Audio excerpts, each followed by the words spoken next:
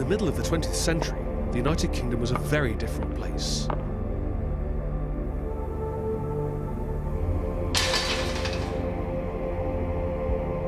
Murder in cold blood, and there's a good chance you'll soon be visited by the executioner. This is where some of the world's most controversial murderers have one thing in common. They all had an appointment with the one man they prayed they would never meet. Up until 1965, the death penalty was the prescribed sentence for premeditated murder. And when the courts demanded a life for a life, he handed it out in abundance. He even flew by private plane to Germany, where the Belsen war criminals were waiting for him, and he executed them all. They all died by his hand.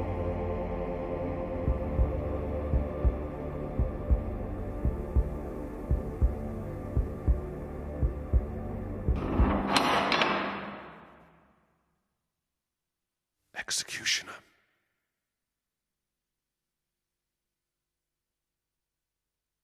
The prisoner is escorted out of the condemned cell into the execution chamber and is placed on a white chalk mark so that his feet are across the division of the trap.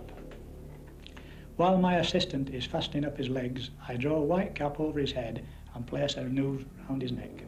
A dedicated, complete professional who knew his craft totally. It was a job. He was a professional. He did the job and went home, carried on with his life. As soon as I see that everything is ready, I pull the lever and the prisoner falls through it, and it is all over in an instant. He was shy of meeting the wrong sort of people who might embarrass him about his occupation. He had the professional ability to separate out his work and the horror of his days from his home life. He should be put in jail as well and tried for killing people. Albert Pierrepoint was the country's official executioner between 1932 and 1956. During this time, he hanged a record number of people, but the exact number of men and women he has sent to the gallows remains a closely guarded secret to this day. As well as telling the incredible story of his life and the story of the notorious people he hung, we will reveal this figure on television for the very first time. Most people have got a preconceived idea of what an executioner looks like. And it's based from old films and cartoons, etc. And it's usually a very large guy who perspires and who's unshaven and wears a leather helmet, black tights and an apron.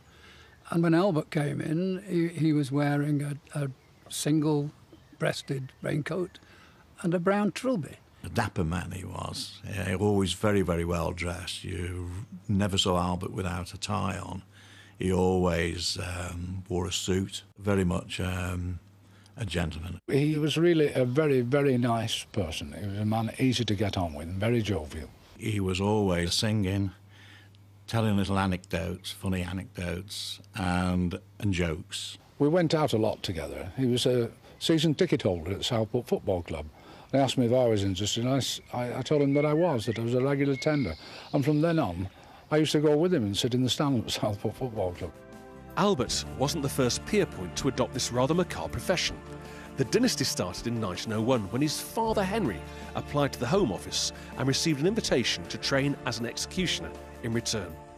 By 1906, he'd encouraged his elder brother Thomas to officially register his interest, and shortly the two siblings were travelling to prisons across the country to carry out their duties. But it was young Albert who had proved to be the most prolific of the trio.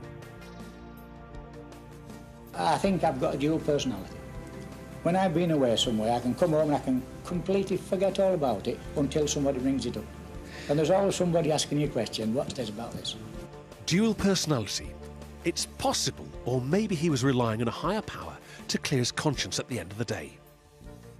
I think he was fairly religious because he told me that he believed it was intended that this was the job that he should do. He reckons he was just an ordinary man who did everything like that. It was his job. And I said to him, no, it wasn't. I said, you could have stopped and said, I'm not doing it. He said, well, then they've got another chap who'll do it, so I might as well do it. I couldn't really go along with the fact that he'd been almost directed by God to do this.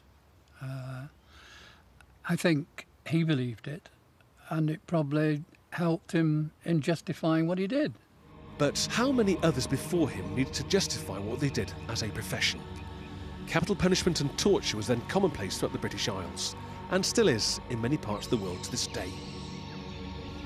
Throughout the centuries, thousands of people have had the ominous role of pulling the lever, swinging the axe, and lowering the flaming torch responsible for burning criminals at the stake.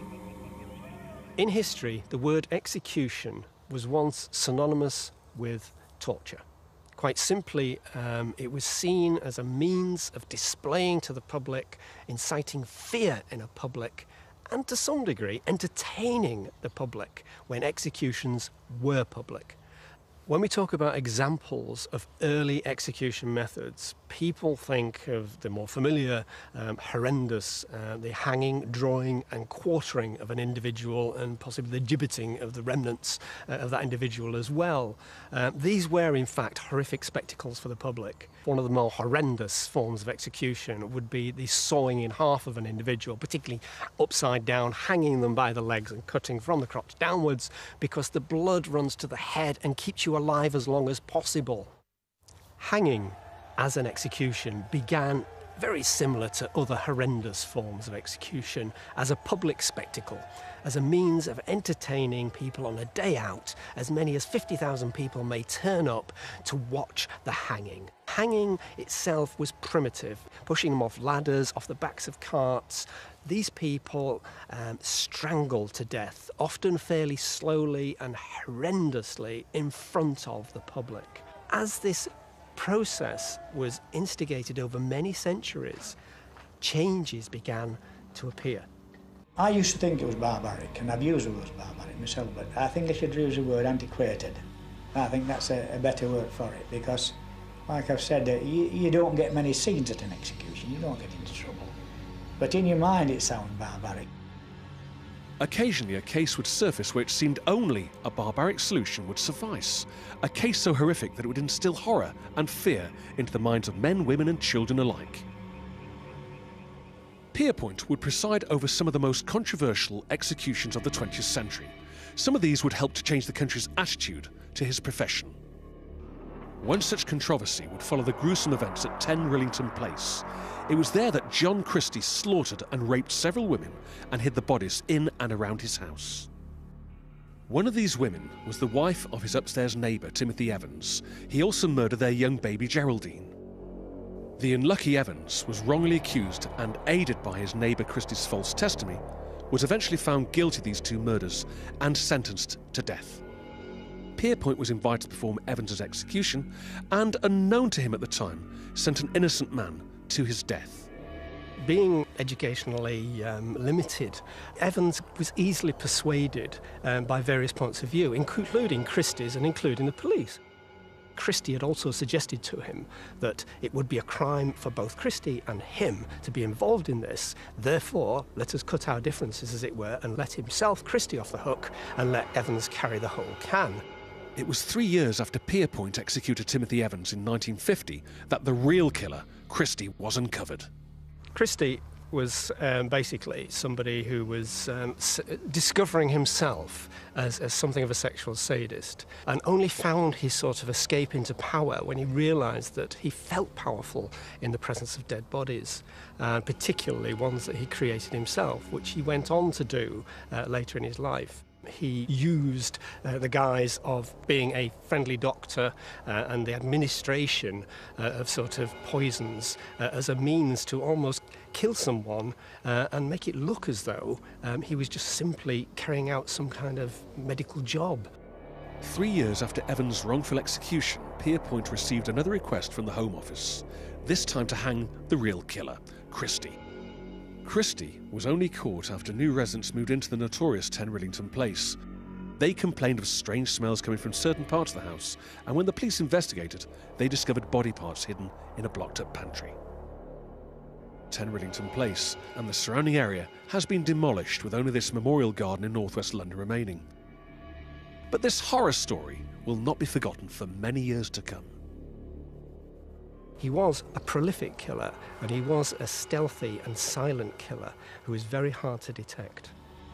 Pierrepoint was also summoned to the execution of the acid bath murderer John George Haig, who dissolved his victims in barrels of acid, and James Inglis, who had the infamous record of being the fastest man ever to go to the gallows from cell to rope in only 7 seconds.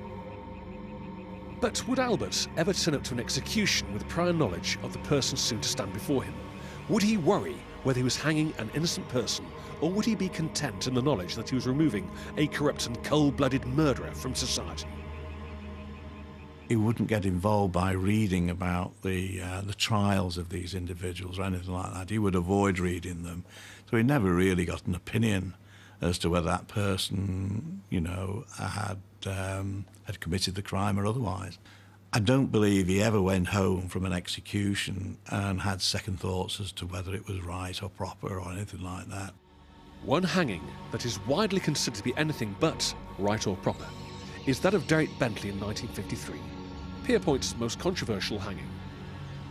The case of Derek Bentley is intriguing because this man would clearly possibly be seen to be innocent even at the time. This isn't one where law has subsequently changed. Bentley and his friend were breaking into a warehouse but were cornered on the roof by the police. As Bentley himself was arrested, he called to his friend, "Let him have it." It was just these 4 words that sent Bentley to the gallows. But had he really been urging his friend to open fire on the police, or was he telling him to hand over his pistol? All the police could really pin on Bentley was the idea that he may have encouraged his friend to shoot someone by simply saying, "Let him have it." And this became a catchphrase hanging over the case. It may be that Derek Bentley, even at the age of 19, a young chap, went to the gallows as punishment because his colleague was too young to hang. Bentley being hung as an innocent, it would have filtered through to Pierrepoint, and he would have been aware of the weakness of this conviction. The finality and the sort of irrevocability of the death penalty is illustrated amply by the Bentley, Christie, Haig cases, and should leave big question marks around the suitability of such a sentence. But should the executioner be judged for simply pulling the lever? In Albert Pierrepoint's case, he saw himself as just one man, a man who wouldn't even stand out in the crowd, a man who believed he had an important role in society, which should be carried out in the most professional and courteous manner. After the break, we find out a little more about some of Albert's predecessors and hear about one occasion where things went horribly wrong. We've heard how Albert Pierrepoint got the invitation to hang some of Britain's most controversial criminals, but why would this seemingly gentle and friendly individual choose such a macabre and secretive profession? Our teacher, he asked the class to do an essay on what would they like to be when they left school. And the first thoughts that came in my head was I would like to be an executioner. So we sat down and we started writing this essay, and our teacher, he came round the class and he looked over the boy's shoulders, and he came to me and looked over my shoulder, and I just looked up and he smiled. That was, I think, the first feeling I had about being an executioner. Albert wanted to be an executioner because he thought so much of his uncle and his father before him. In doing so, I think he wanted to perfect the profession to a higher degree than had been in the past, and worked on that. He knew by this time that his father had been a hangman, and he knew that his uncle was also a hangman. But he had read his father's memoirs, he'd read his father's papers and correspondence, and he totally immersed himself in the subject. He knew pretty much everything about the job from what his father had recorded. Henry trained Thomas, his elder brother, in the role and encouraged him to apply to the Home Office initially for the position of assistant hangman. He was quickly accepted onto the official list of qualified hangmen and started to accompany his brother to his official business. It was Henry Pierrepoint who began the family's role in being executioners for the Crown. But his psychological profile was not of someone who was robust and could separate out the actual day job from his home life. And he unfortunately did get rather enmeshed with alcohol as a result of this, which led to his downfall. In July 1910, Henry Pierrepoint went to Chelmsford Prison in Essex to carry out an execution. He arrived at the prison smelling of drink. He was shown into the governor's office where John Ellis, his assistant, was already waiting. They had words, they started to fight, Pierrepoint punched Ellis in the face, they were separated, taken to their quarters. The execution was carried out satisfactorily, no problems there. The following day, Ellis went home, wrote a letter to the Home Secretary, and Pierrepoint was sacked. Thomas was possibly better attuned to this job and proved himself as being a fairly good technician, and it led the family almost to be in competition with others who saw themselves as technically good at hanging. Since the abolition of public hanging in 1868, there had been numerous applications for the role of chief executioner. William Calcraft oversaw the transition from public to private executions, but still carried out his duties in a barbaric fashion, and the condemned would take many minutes to strangle to death at the end of the rope. William Marwood was the next high-profile executioner and was widely praised for his professional attitude to the job. Marwood, as a hangman, made one of the biggest sort of advances in terms of converting what in fact was a public spectacle as propounded by Calcraft in strangling people for the public entertainment into a process of humane execution. Marwood introduced the long drop. Quite simply, that means transforming someone dangling from a rope until they strangled to death into dropping them so their neck broke, and they died fairly quickly. Marwood's successor was the ill-fated James Berry. He was credited for calculating a proper table of drops, changing the length of the rope according to the height, weight and size of the condemned, but this led to one very unfortunate instance. After calculating a certain drop for a prisoner who was in poor physical condition, he got his measurements wrong. On pulling the lever, the condemned man, Robert Goodall, was decapitated by the sheer force of the drop. Albert Pierrepoint grew up in the back streets of Clayton in Bradford, and after moving to Failsworth in Manchester at the age of 12, he began to dream of a life as the chief executioner of Britain, just like his father Henry before him. Henry Pierrepoint would sit in the Cloggers Arms, the pub at the end of their road, and tell his executioner tales to the locals, whilst drinking away the profits of his second career.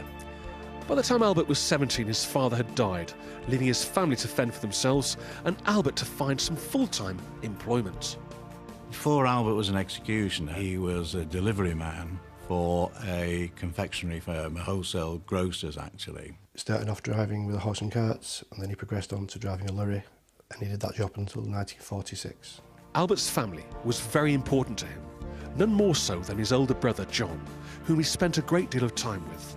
Uncle Albert was Grandad's brother. The relationship that Grandad had had with Uncle Albert growing up as children was probably quite a difficult one at times, because when he was growing up, he was the one who was perhaps left behind when his dad and his uncle went away and saw the effect on his mother, and he deeply loved his mother. When Uncle Albert chose to go and follow in his dad's and his uncle's footsteps, then that was a real conflict for my granddad, because he didn't want to see that pain carrying on of everything that went with being a Pierrepoint. His role as executioner would always have a sombre effect on his immediate family. Because of this, Albert kept his professional and personal lives strictly separate. He preferred to forget all about his second career as soon as he left the prison gates after an execution. The reason for people wanting the role of public executioner may have initially been a bit of fame, a bit of infamy, a bit of purpose in your life, and also some remuneration for a fairly low-skilled job at the end of the day. At the peak of Albert's career in the early 50s, an official executioner could expect to earn £15 per neck. But when he initially applied to the Home Office for the role of assistant executioner, he would only expect a meagre £2 2 shillings. There was always around 6 executioners on the official Home Office register, including 2 chief and 4 assistants. But it would soon become obvious that no other individual could match Albert's expertise and professionalism. His character fitted the role exactly. He was dutiful, he was obsessive, he was precise as a technician, and he felt that he had a role to play which was functional and helpful in society, in making it a humane end for whoever it was that he stared in the eyes for the last time. The tools of a hangman's trade were a collection of ropes, straps and thread, and Albert was completely comfortable in their presence. He went behind a settee and brought out a case and opened the case, and it contained all the paraphernalia of his execution tools, ropes, strands of wire and cotton thread. And he explained to me, just on that one occasion, what they were all used for. The execution box arrived the day before and would be dealt with by the hangman himself. He would take out the 2 nooses and the hood and the shackles. The shackles were supplied to pinion the hands and feet. Copper wire was attached to the rope to monitor any movement or stretching overnight. Chalk for marking the position of the feet, cotton thread to hold the noose in place at the height of the prisoner's head, and then there's the rope. It was about 13 foot long, and woven into one end was like a brass washer, which was used to fasten the rope to the chain. The other end was threaded into a noose through like a brass pear-shaped eye hole, which was sewn into the rope.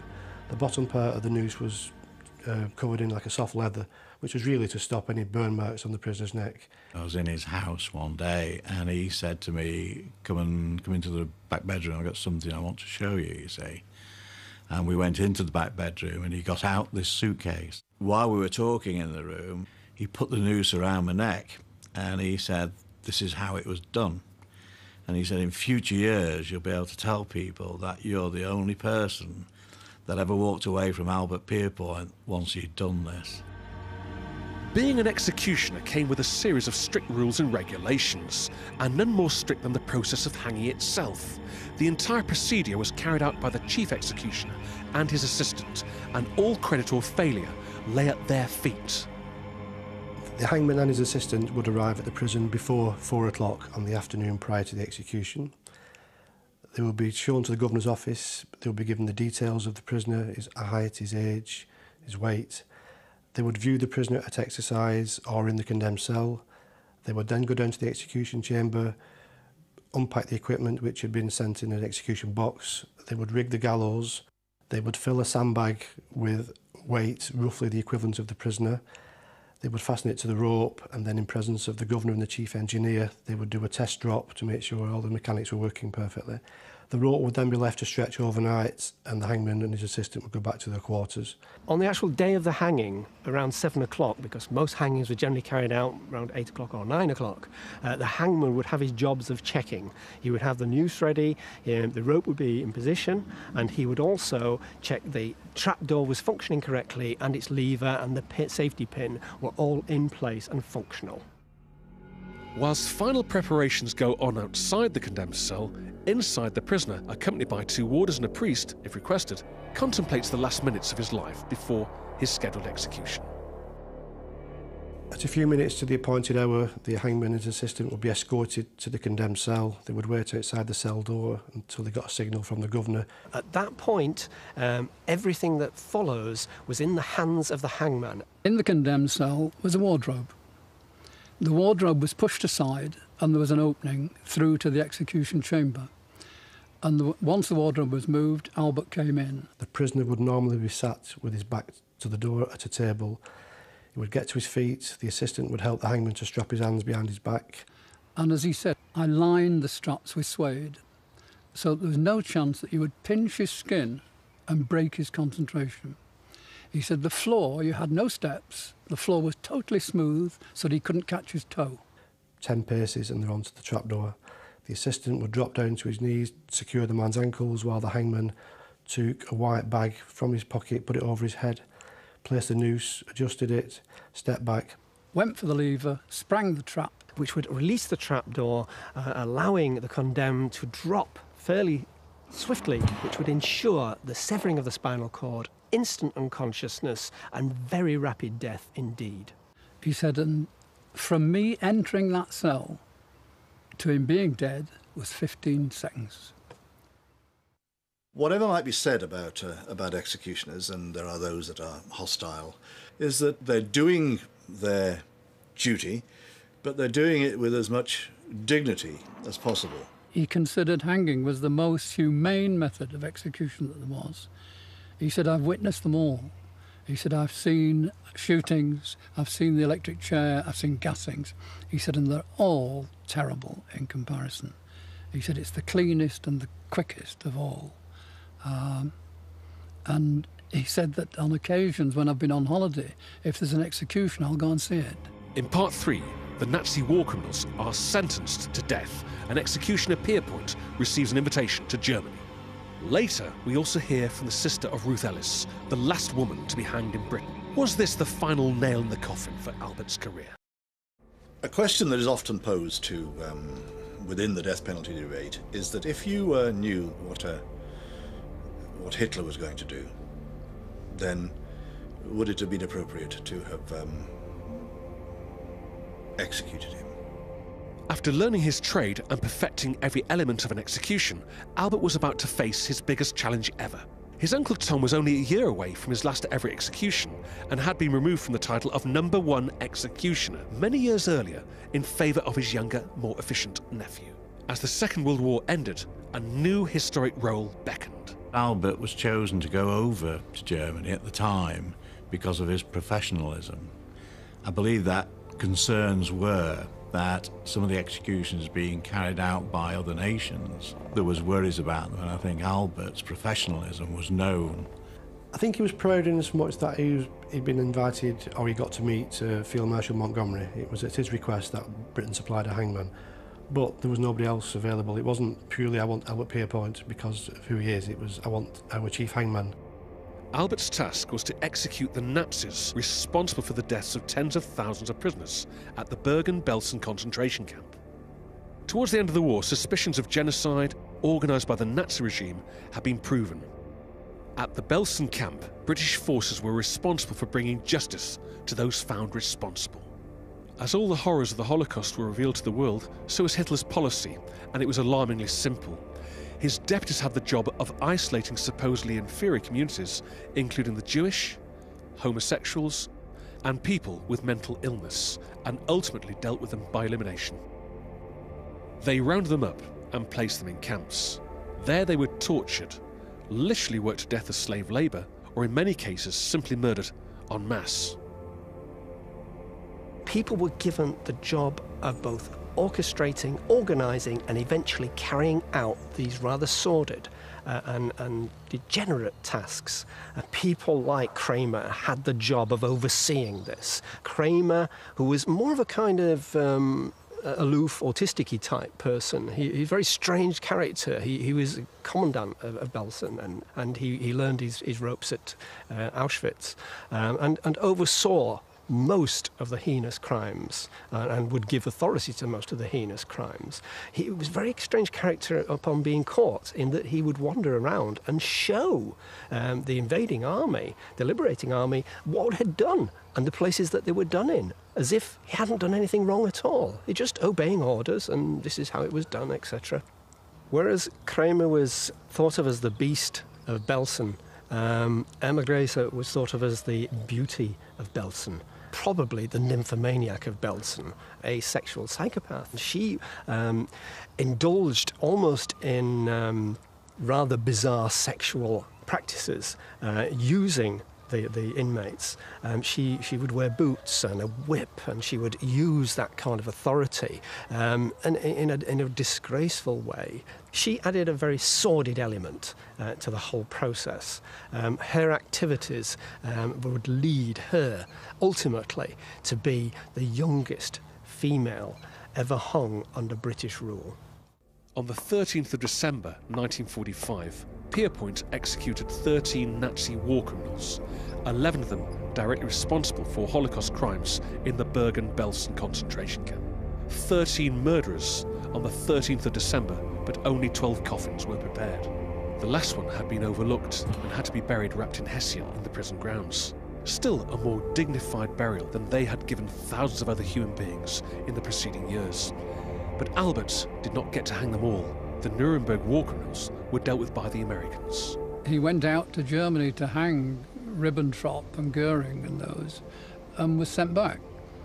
It went to the American, and the American had never hung anybody. He was an electric chairman and made apparently a terrible mess of it.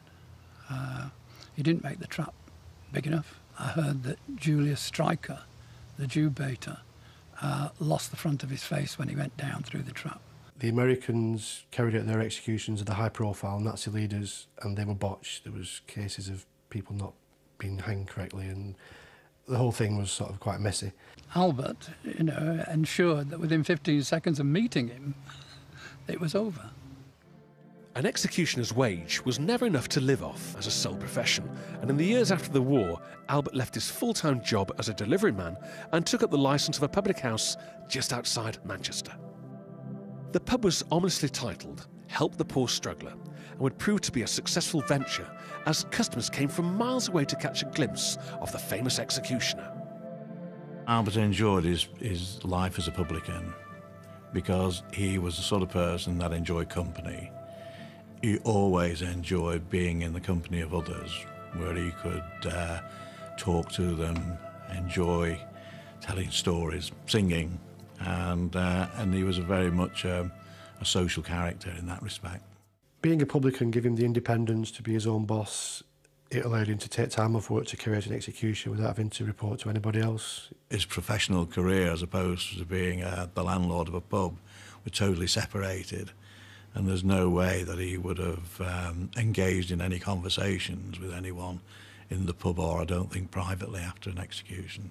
He had found from experience that young people didn't drink very well or hold the liquor very well, and he came up with a scheme to keep everything tidy and not lose business.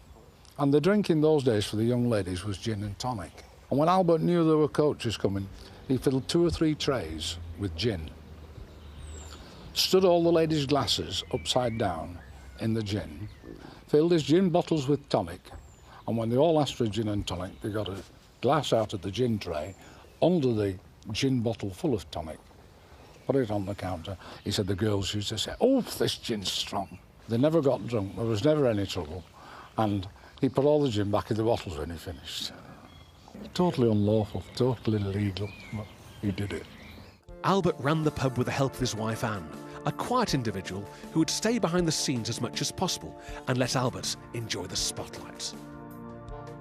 Anne was a quiet lady. She was very much in the shadow or background of Albert because of Albert's personality, which was outgoing. Anne was a much quieter lady. Anne, Albert's wife, was a lovely person. She had been a nurse. Albert and Anne were very fond of each other and spent a great deal of time together. They enjoyed their garden, they both worked at it, and they enjoyed their home. They were very, very close to each other. Albert was the man of the house, and Anne did the cooking and the baking and the shopping, and generally took on her wifely duties. Uncle Albert was much more approachable, much more with his arms open wide, whereas Auntie Anne was more, a bit more stern with me, maybe, I don't know. She was a little bit more intimidating, I think, as from a child's perspective. It wasn't where you could just run up and just go and look for things or sit on a knee and have a cuddle, where you could do with Uncle Albert. Maybe Anne's slightly more reserved attitude to life meant that she could live with being the hangman's wife on a daily basis. But was it true that they never spoke about his controversial profession? I think Anne always knew that Albert had this peculiar second job, and she had learned to live with it. But it was something, as far as I'm aware, that they never discussed at all. He received a summons to go to London to fly out to Gibraltar to hang 2 spies, 2 saboteurs. And because of the secrecy involved, he didn't have time to tell his wife where he was going, he just disappeared. When he came back, he told her what he'd done and basically said she knew the fact that she'd been courting somebody called Pierrepoint for 10 years, and he disappeared every couple of weeks with a clean shirt. Must have surely caused some suspicion. Albert and Anne held a special place in their hearts for children. They would jump at the chance to spend time with those of their friends and relatives. Albert loved children, although unfortunately they never had any children. They would have been ideal parents, but there were no children. I think that's what gave them a more social attitude. He had a pony, Albert, at one time, called Trio, and I know my 2 girls used to regularly go with Anne and Albert for rides on this pony. It was a real sadness then that they didn't have children, and I think they desperately wanted children. They looked at different ways that they could actually bring a child into their life. And I do know that from conversations that I've had with, you know, my mum or within the family, that they would have liked to have had my mum as their child. My nan, my mum's mum, you know, felt desperately sad for them. Of course she did. You know, that was her family, that was her sister-in-law. I think they were that desperate for children that they even spoke to my grandparents about having mum. Having mum, as if they give her up, and then if they could take care of her. Coming up, a controversial end to his career and the widely criticised execution of Ruth Ellis for the cold-blooded murder of her boyfriend. Times were changing and public revolt against capital punishment was starting to hit the headlines. The Second World War had made a hero of one fortunate Yorkshireman named Pierrepoint, who just happened to be the chief executioner. But gone were the days of revenge and hero status. Justice itself was in the dock, and in 1949, Parliament replied by commissioning a special report into executions in an effort to calm the general public. The Royal Commission of 49-53 was set up really as a distraction in order to distract people away from abolition, because the bill to abolish the death penalty had on several occasions been through the House of Commons and been knocked back in the House of Lords. They looked at the issue of changing our mode of execution. They actually did consider moving away from hanging. Against his will, Albert was summoned to appear before the Commission to speak of his duties for the very first time. He did have a conversation, Albert, once about the Royal Commission with me, and felt that he shouldn't have been required to give the information which he had to give to the Royal Commission under oath. He was covered by the Official Secrets Act at the time, and I think he felt that the pressure on him was too great, and he wasn't very happy about having to give this information to the Royal Commission. Albert said that he didn't like to talk about what he'd done, but the thing he was most concerned about was having to give a figure as to how many people he'd hanged. I don't think he was so much bothered about giving information, although I think what he took exception to the fact that a lot of stuff he'd been told during his training was confidential, and he'd stuck to that confidentiality. He'd refused to talk about it for 20 years. It will never be known whether the outcome of the Royal Commission would have been different if it had taken place after the execution of one Ruth Ellis, convicted and sentenced to death for the cold-blooded murder of her boyfriend, David Blakely, in 1955. One night, Ellis took a gun to the pub where Blakely was drinking with friends, the Magdala in North London, and shot him 5 times. The bullet holes can still be seen in the wall of the pub to this day. The public revolted against her hanging, and questions were raised as to whether the family of the condemned should also have to suffer this life sentence of grief. Always think about Ruth. She's there, over there, look, behind you. She'll never be forgotten. She was a beautiful girl, and that's her own hair, because we were both dark, gingery hair we had. What happened to Ruth? That turned us all upside down. You know, you didn't know which way to walk when you knew. You know, you sort of go there, and you don't want to go there, so you want to go there, and just to walk away from it all the time. One which attracted, I think, the most attention was the execution of Ruth Ellis. A lot of people were against her being executed and crying out for her to be reprieved.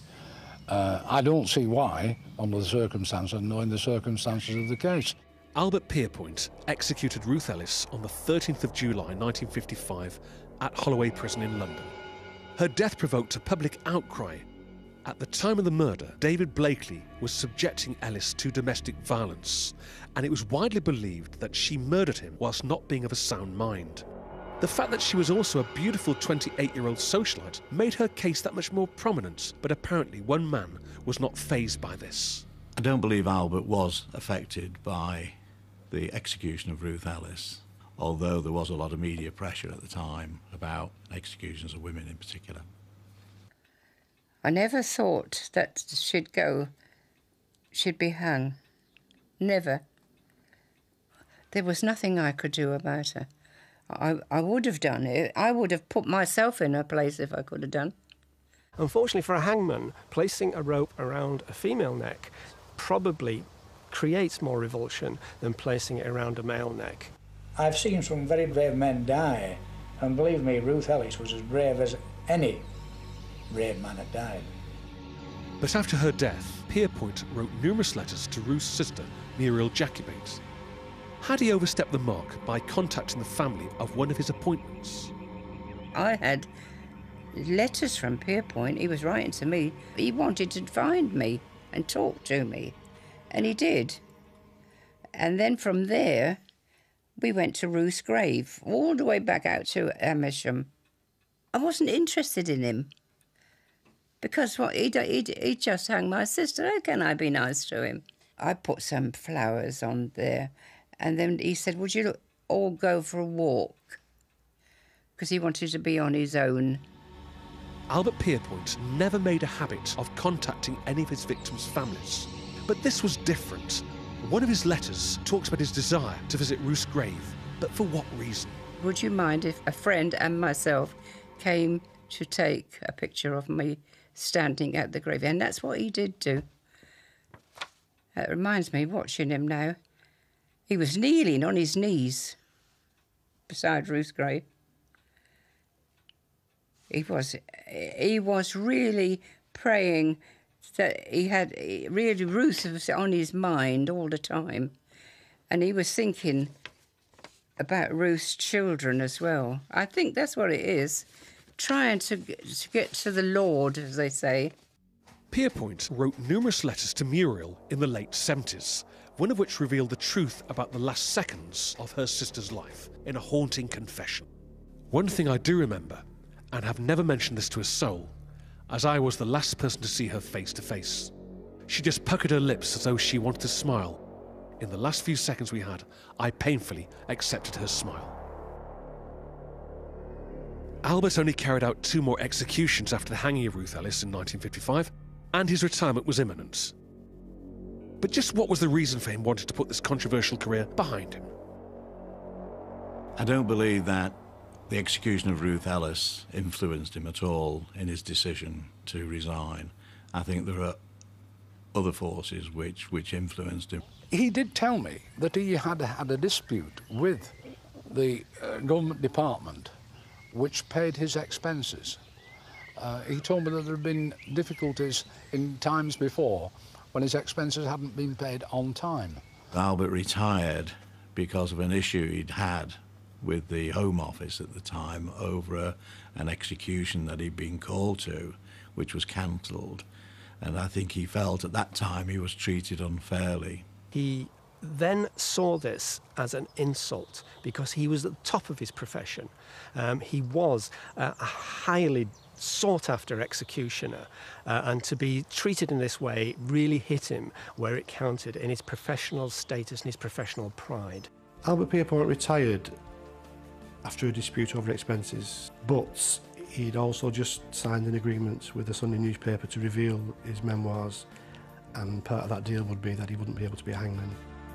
On retirement, Albert refused to tell his friends and family exactly how many people he hanged over his 24-year career. He even omitted the figure from his autobiography. Theories exist, but how true are they?